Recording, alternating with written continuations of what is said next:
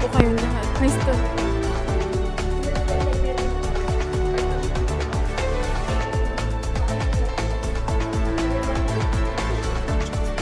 Wag kang Hindi, seryoso ko na yun.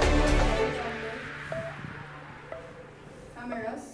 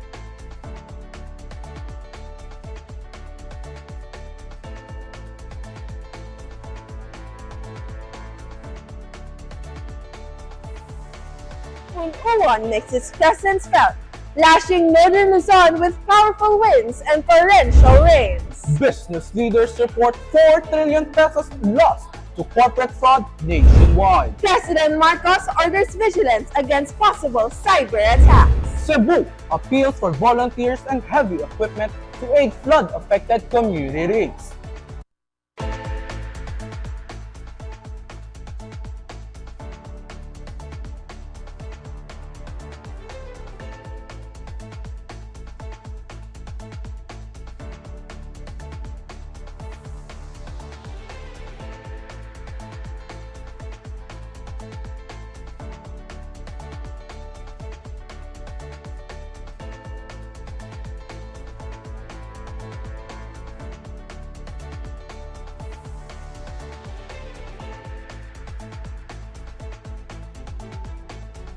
That's right, ma'am. According to the latest advisory from Pag-asa, Typhoon Uwan is still packing maximum sustained winds of up to 205 kilometers per hour, with gustiness reaching 255 kilometers per hour. It is expected to make landfall over Cagayan Valley late this evening or early Monday morning. Authorities have already raised signal number 5 in several northern provinces, prompting forced evacuations in low-lying and coastal communities. Local governments have mobilized rescue teams and stockpiled relief goods, while classes and work in public offices have been suspended in the affected regions. Ferdinand Marcos Jr. has urged the public to remain calm but vigilant, emphasizing the importance of heeding official advisories and avoiding unnecessary travel. Meanwhile, the NDRRMC is coordinating with local governments for real-time monitoring and rescue operations. As the country braces for impact, officials remind everyone to monitor weather updates from trusted sources and avoid unnecessary travel.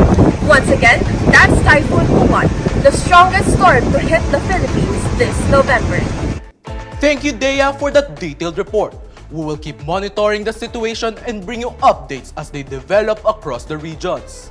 That's right, Mav. Stay safe, stay informed, and take care of one another.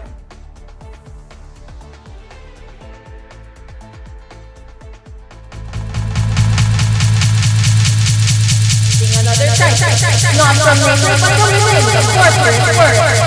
Just mirror fall report the company's communications loss estimated 40 million pesos in revenue.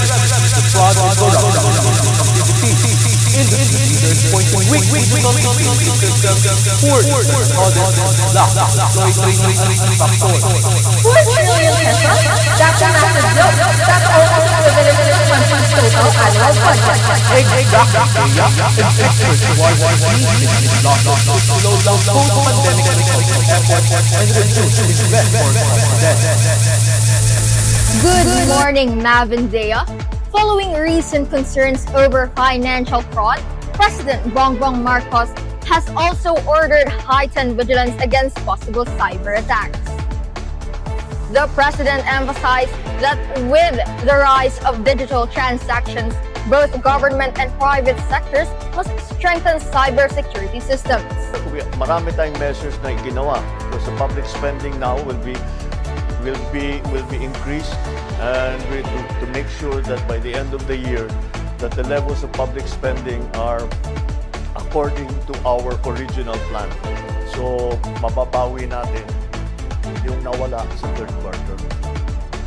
Authorities are now working closely with the DICT to monitor threats and ensure the protection of sensitive data. Back to you, Maverick and Chaldea. Thank you, Jella. Indeed, cybersecurity has become just as crucial as physical safety in this digital age. Absolutely! With the typhoon aftermath and digital threats combined, it's a test of resilience for both people and systems. Thank you, Mav and Dea. As of this morning, the death toll from Typhoon Tino has climbed past 100 with several. Yes, Dea, here in Cebu. Thank you, Mav and Dea. As of this morning, the death toll from Typhoon Tino has climbed past 100 with several still missing. The National Disaster Risk Reduction and Management Council reports that thousands of families remain in evacuation centers. Power restoration and road clearing are ongoing, especially in northern Luzon and parts of Visayas. The government and private groups are now focusing on relief and rehabilitation efforts. Reporting from Cebu, I'm Angela Pilas, ang Illustrado. We continue to send our thoughts and prayers to those affected by the typhoon. Yes, Dea, here in Cebu City, local officials have... And speaking of Cebu, the spirit of Bayanihan remains strong as locals rally to help one another. for more volunteers and equipment to help speed up the disaster response efforts. City authorities are appealing for additional rescue vehicles, portable generators, and medical kits as communities rebuild. Despite the challenges, many Cebuanos continue to show compassion, proving once again that the Filipino spirit shines the brightest in times of crisis. This has been Gabriel Bongon, ang Illustrado. It's incredible how ordinary citizens step up when the nation needs them the most. That's right. From the government's efforts to the hands of volunteers, every act of kindness counts in rebuilding lives. Up next, more updates on national initiatives and advocacies as we continue to shine light on truth and service. Do you know the easiest way to get out of this frizzy situation?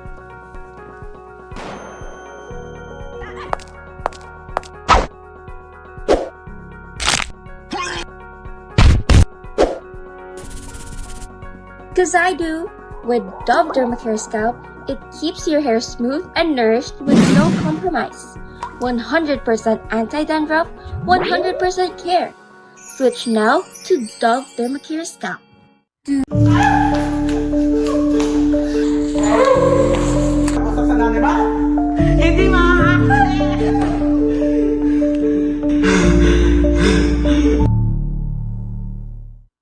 Hello. Ako po si Mavis Rose Kishanda Junior, Senior, the third.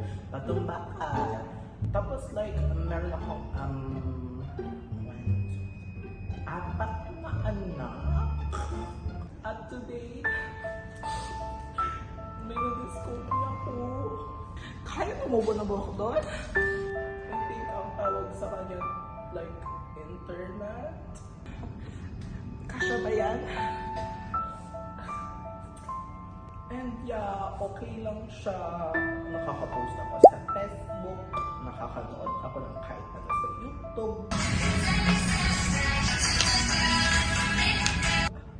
Tapos sumasayaw na rin ako doon sa app na sa TikTok. Oh, sumasayaw na rin ako doon.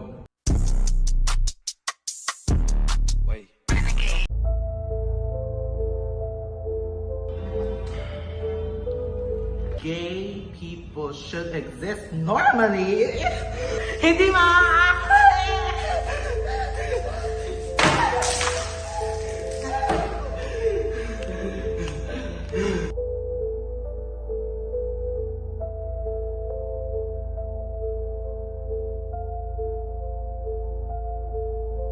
Hoy!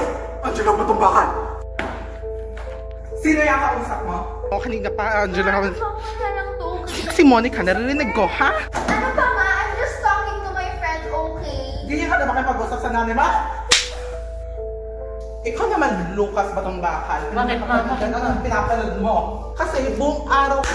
Ako naman pinapakailangan mo. Kailan mo kaya iwan mo anak?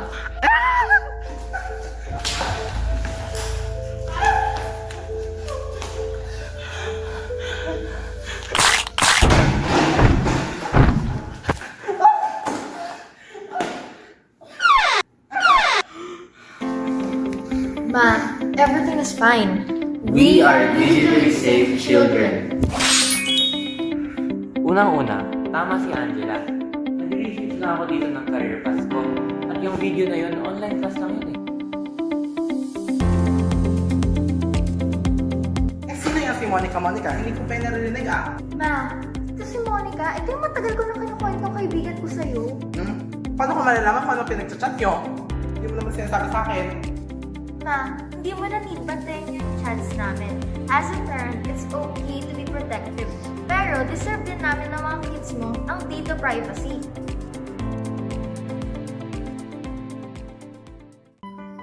Ay, sorry na mga anak. Nadala lang talaga ako sa aking emosyon. May tiwala naman talaga ako sa inyo. Sige na nga, mapagluto ko na kayo.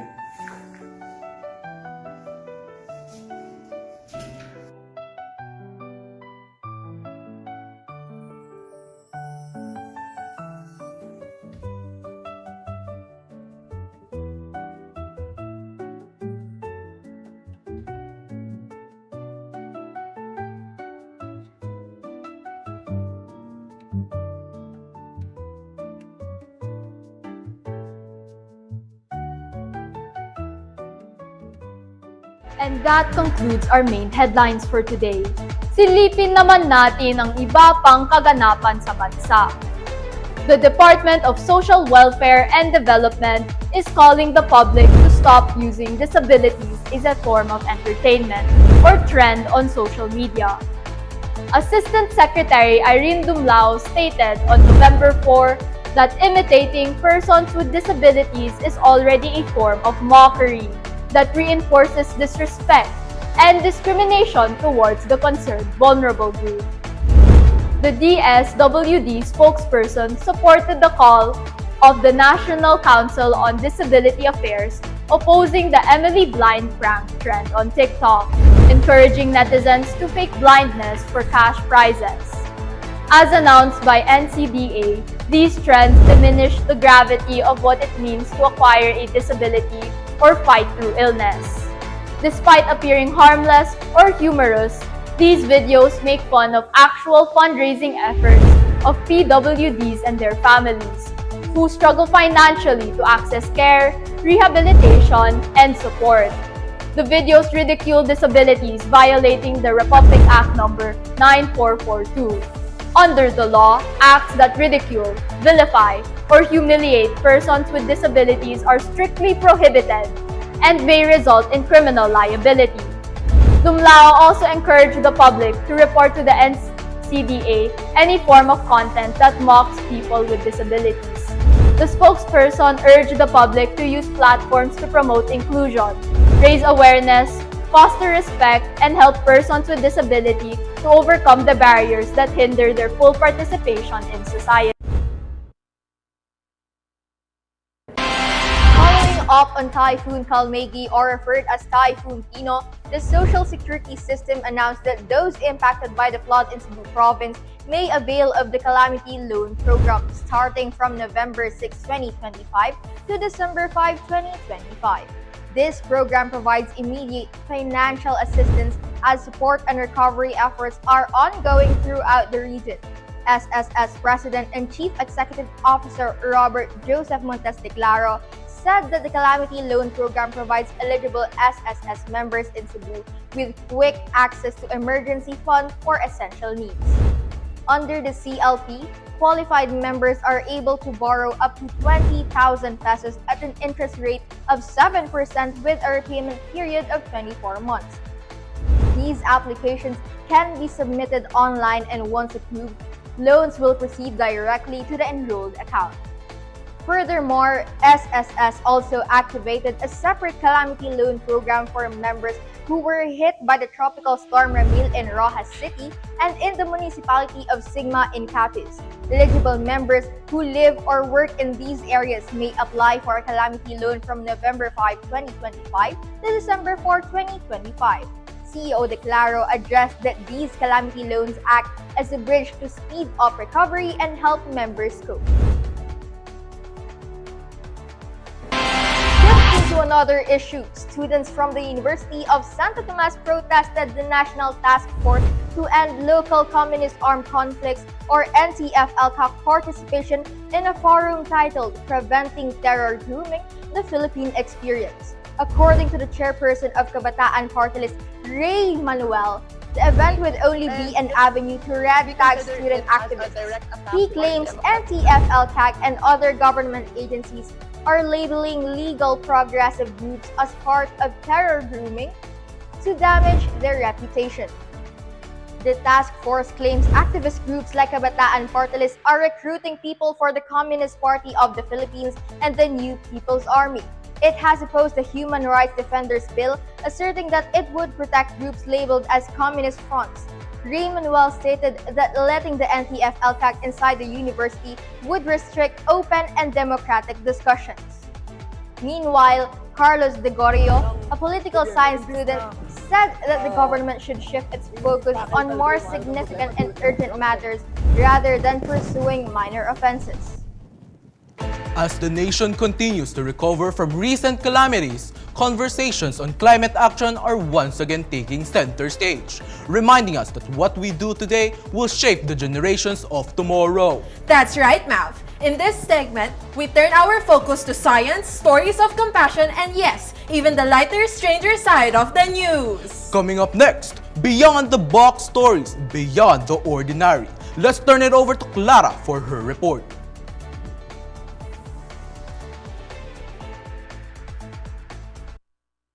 Thank you, Mav. The Philippines remains one of the most climate vulnerable countries in the world. And this year's COP30 Climate Summit will play a crucial role in shaping how nations respond to that threat. The 2025 World Risk Report confirms that the Philippines is still the world's most at-risk country when it comes to flooding and extreme weather. With over 7,000 islands surrounded by warming seas, experts say this comes as no surprise. The summit, formerly known as the 30th Conference of the Parties, or COP30, will be held in Belém, Brazil. World leaders are expected to assess how far they've gone since the Paris Agreement, and how much more needs to be done to limit global warming to 1.5 degrees Celsius. According to Climate Change Commission Executive Director Robert Borge, the Philippines contributes less than half of 1% of global emissions, yet faces some of the worst impacts of climate change. Borge says that the country will continue to push for climate justice, calling on wealthier nations to provide financial and technological support for adaptation and recovery. For millions of Filipinos living in coastal and flood-prone areas, climate change isn't a future concern. It's an everyday struggle. The hope now is that decisions made at COP30 will bring in real solutions and not just promises. Welcome to the ultimate Only Rice Challenge. Who will conquer the bowls and claim the title? Let the feast begin!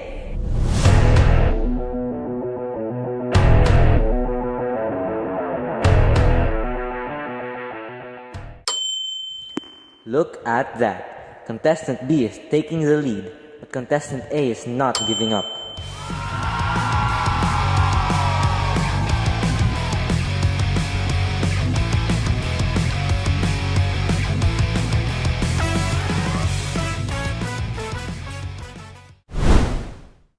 Oh no! Both our players look completely wiped out. Both are tied. Who will come out on top? He's going to have to finish every grain in order to win. And we have a winner! But wait, what's this? Oh, sir, you must finish everything on your plate to count as a win. Do you know what haunts you the most? My what ifs. What if I never confessed? What if I never spoke up? What if we protected each other? What if I protected you better? What if? Hi Bianca, are you free right now? I need to tell you something.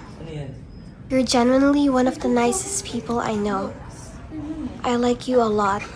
Oh, okay, I hope that nothing changes between us though. Thank you.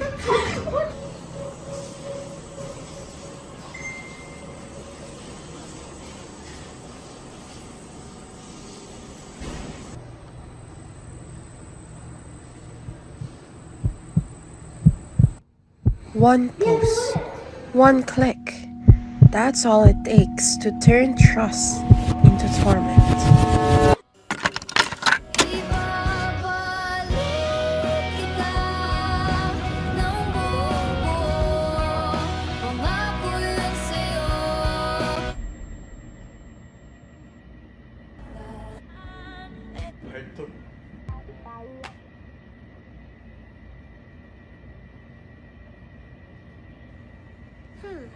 What's this? Maybe this could help with my situation with Bianca. It wouldn't hurt to try.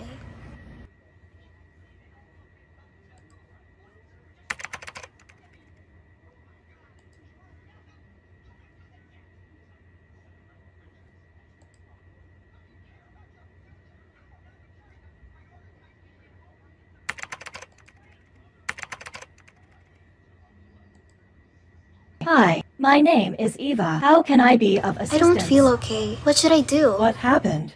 Can you I explain? confessed to someone I liked, but they rejected me and humiliated me in front of everyone. I'm very sorry to hear that. What can I do to help you? How can I forgive someone who humiliated me and rejected me in a bad way? Step 1, be confident. Step 2, confront them on how you feel. Okay, I'll try to approach her sometime, Eva. Just remember to stay confident. You got this. That actually helped. I'll try to confront her tomorrow.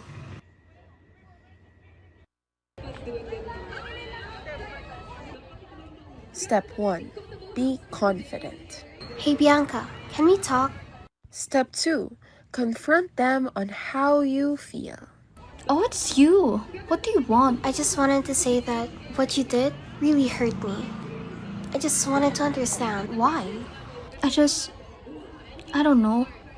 I'm sorry, Eunice. I just got carried away with my emotions. I hope you can forgive me. I'm sorry.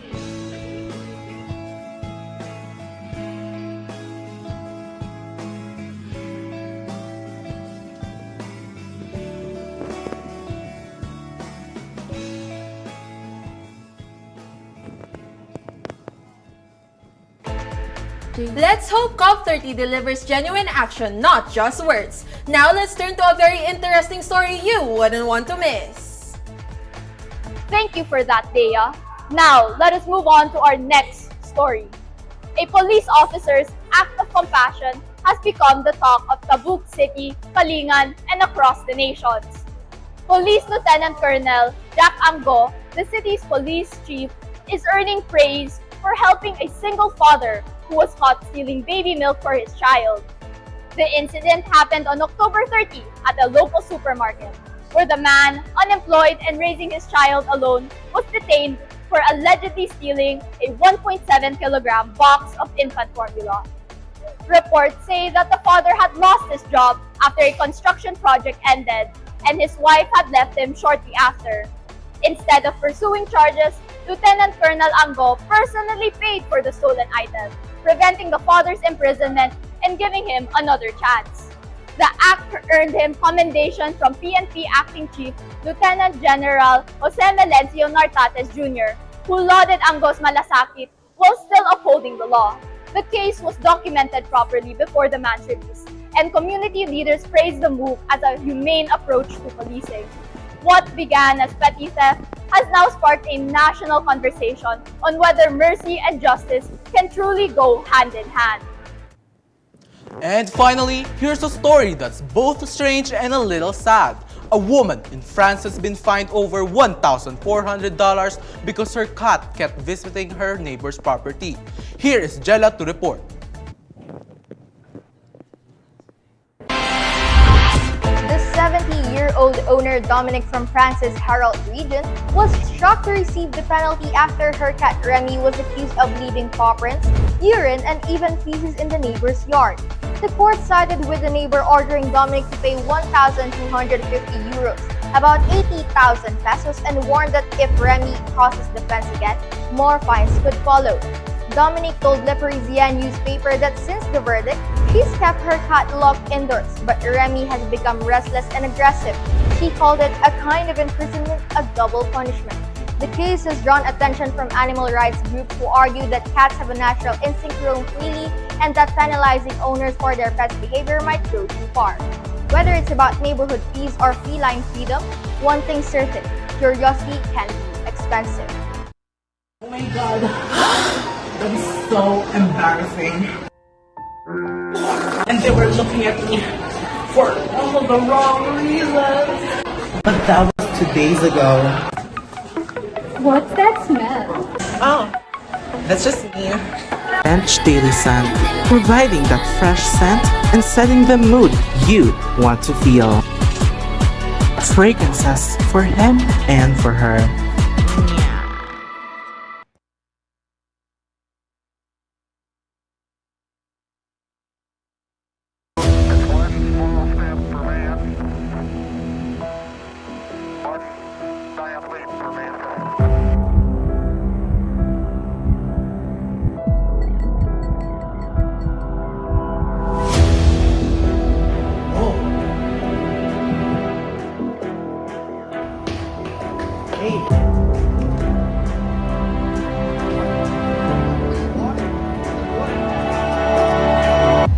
What? Transform? Now?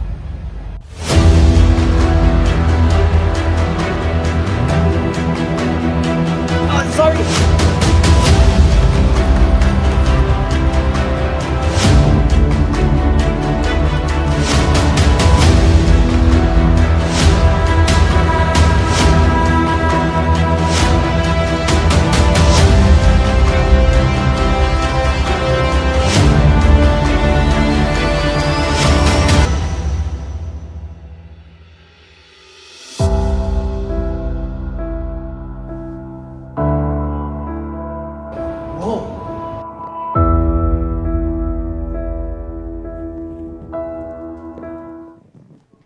As we near the end of our time together this afternoon, let us explore a different side of news to see things from another perspective. Yes, in our final segment, we will explore some updates about Chris Aquino and her family, some more recent weather reports, and the results between the latest UAAP Season 88 basketball match between UP and UST. That's right, Mav. Let's take a break from the headlines and move into what's trending in entertainment today. From news to the spotlight, Kislap Cultura is here to make it right. We now turn it over to Ellie, who's got something exciting to share. What a fascinating introduction, Dea! Now, let's head on to Kisla Cultura, the world of entertainment. Queen of all media Chris Aquino is embracing a quieter chapter in her life as she moves back to her hometown in Tarlac along with her sons Josh and Bimbi. Coming from her recent Instagram post last November 1, Chris Aquino stated that probinsyana na si KCA, choosing to settle in her late mother's home for a simpler and calmer life surrounded by family. Oh, that's so sweet. A post on November 5 revealed that Chris and her sons tried to avoid using their phones and gadgets during dinner, but there's a twist. Unless it was to listen to new music. That's a must try. She says that they're learning to be a nuclear family. She also revealed that she continues to face serious health challenges due to her autoimmune diseases, including joint and bone pain that requires her to use wheelchair and take seated baths. But despite these challenges, Chris remains hopeful and strong, saying this is now part of my life and it hasn't broken my spirit yet. Chris says that the move to the province has brought her peace and more time to bond with her sons away from the spotlight and closer to home. That's one heartfelt cuento. That was truly an engaging piece. We appreciate the update, Ellie. And for today's forecast, let's take a look at what's happening outside.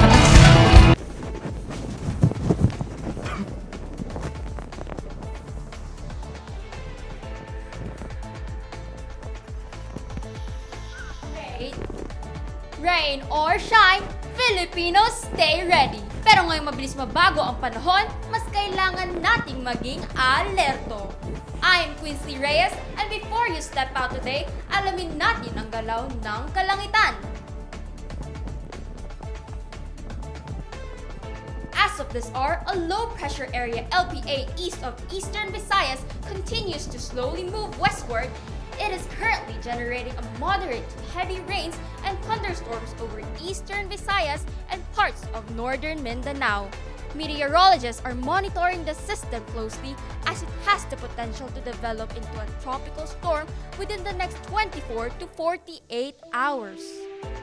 For our Luzon viewers, expect expect mostly fair weather in the morning with isolated thunderstorms possible in Cagayan Valley and Bicol region by late afternoon. Meanwhile, the Visayas will experience scattered rains and gusty winds in the eastern islands, while the western Visayas enjoys partly sunny skies. And for Mindanao, localized thunderstorms remain likely, especially in the afternoon and evening over northern and central Mindanao. With safe residents in flood-prone, low-lying, and landslide risk areas are strongly advised to stay alert and monitor advisories from Pag-asa and local authorities. Ensure emergency kits are ready and avoid unnecessary travel while the LPA continues to develop. And remember, lagit-lagi maging handa, whether ulan, araw, o biglang pagbabago ng panahon. Stay alert, stay safe, and stay connected with reliable updates. Back to you, Mav. Thank you for that weather update. Now let's shift our eyes onto the basketball court. As things are really heating up in the Mall of Asia Arena, tingnan natin ang mga scores at highlights sa Game On. It's all yours, Gab.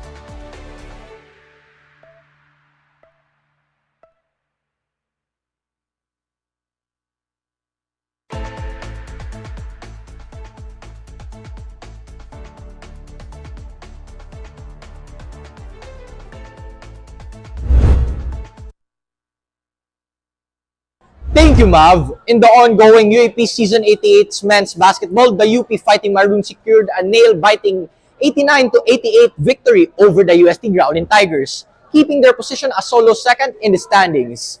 The Maroons erased a 15-point first half deficit, showing the perseverance and resilience despite being called for 38 fouls. Senior guard Harold Alacon was the hero of the night, hitting the go-around turnaround jumper with about 24.3 seconds remaining and making the game sealing steal with just 3.6 seconds left. On the other side of the UST Growling Tigers, Collins Eco led with 26 points and 16 rebounds, but the Tigers fell short in the final moments. The teams also faced a setback where Forsky Padrigao twisted his ankle and could not return after the mid-third quarter. UP coach Godwin Monteverde praised his team's defensive effort and comeback, noting that despite the slow start, they demonstrated determination and teamwork to pull off the win. With this match, UP improves to 7-3 while UST falls 5-5. The playoff race is intensifying and every win counts as the season progresses. This is Gabriel Bongon, ang Illustrado. And that wraps up today's stories, from national headlines to heartwarming acts of compassion, reminding us that even in times of challenge, the Filipino spirit shines the brightest. Truly, Dea, whether it's a nation rebuilding from Typhoon Tino, communities standing up what is right, or individuals simply choosing kindness, every story brings us one step closer to hope and progress. We thank our field correspondents, Angela Pilas-Pilas, Gabriel Bongon, Clara Blanza, and Quinsley Reyes for their insightful reports that keep us informed and inspired. And as we count the days toward brighter times, just 29 days before Christmas, may we continue spreading truth, empathy, and light wherever we go.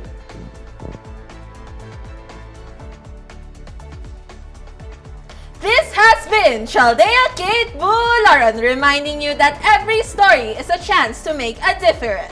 And I am Maverick Ortega. Together, we stand by our call.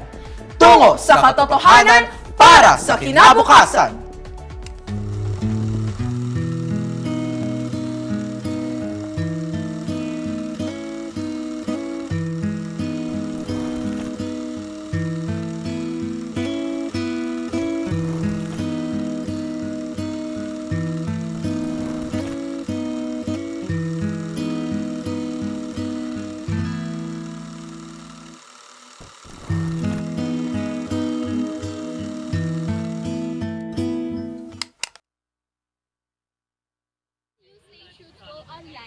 Even when it feels easier to stay silent or follow the crowd?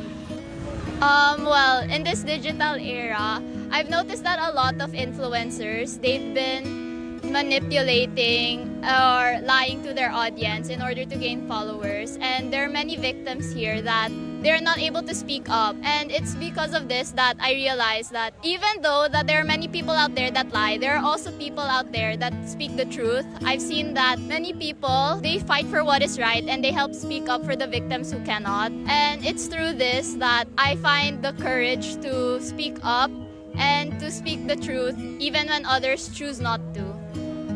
So I remind myself that being truthful, even though it's uncomfortable, is still part of showing integrity. Because sometimes it's very tempting to just agree with what other people say, but later realize that silence means agreeing to something even though it's wrong. So I would rather share my thoughts respectfully instead of just going with the flow.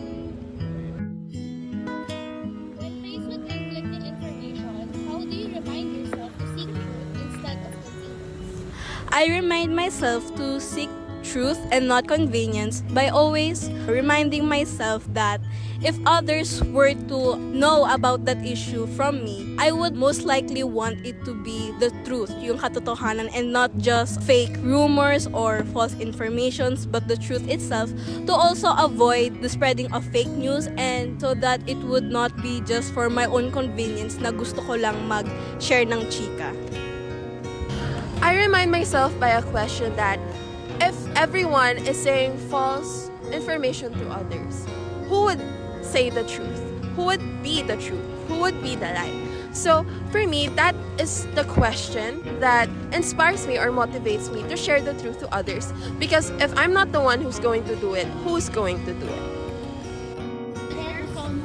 Just because it's wrong, right? And not because it's true. Of course! Kasi I'm only human, we make mistakes.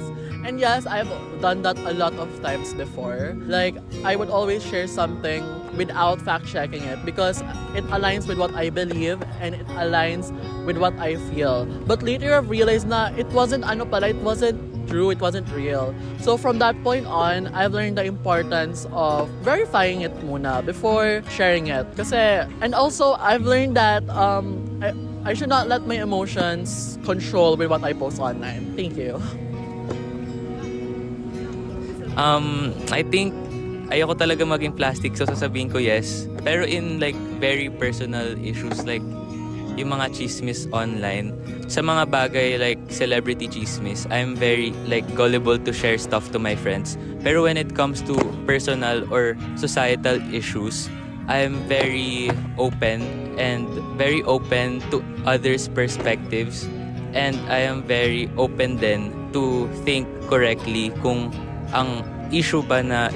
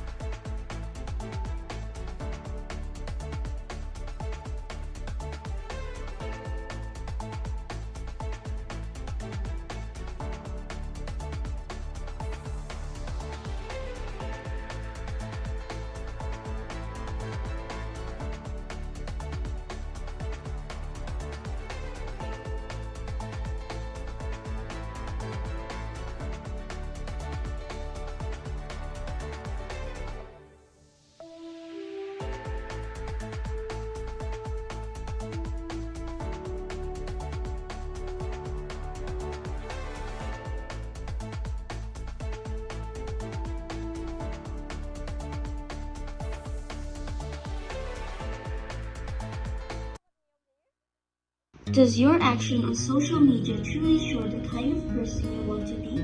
I would say that yes. My actions on social media do show the kind of person that I want.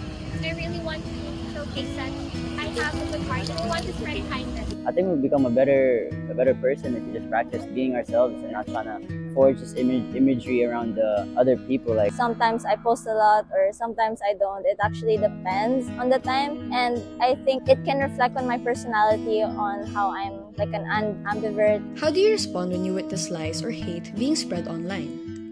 Do you speak up or do you scroll away? Personally, I just scroll away. I don't interfere. I literally just scroll. I scroll away. I speak up because it's important for all of us to have freedom to express ourselves, and other people don't have any right to take that freedom away. What does it mean to stand for truth when it feels uncomfortable or unpopular? I believe that people should step out of their comfort zone. If you want to make a change, I feel like you should advocate for what you feel is right, all while maintaining your own principles by valuing your own moral values. Standing for truth means choosing to believe what your moral compass says is right. That's what allows us to thrive as individuals. As the great superstar Lizzo said, truth hurts. Kung hindi mo kaya i-handle yung truth, paano mo i-handle yung truth sa realidad? Ganon. How do you protect your heart from being swayed by the false realities you see on your screen?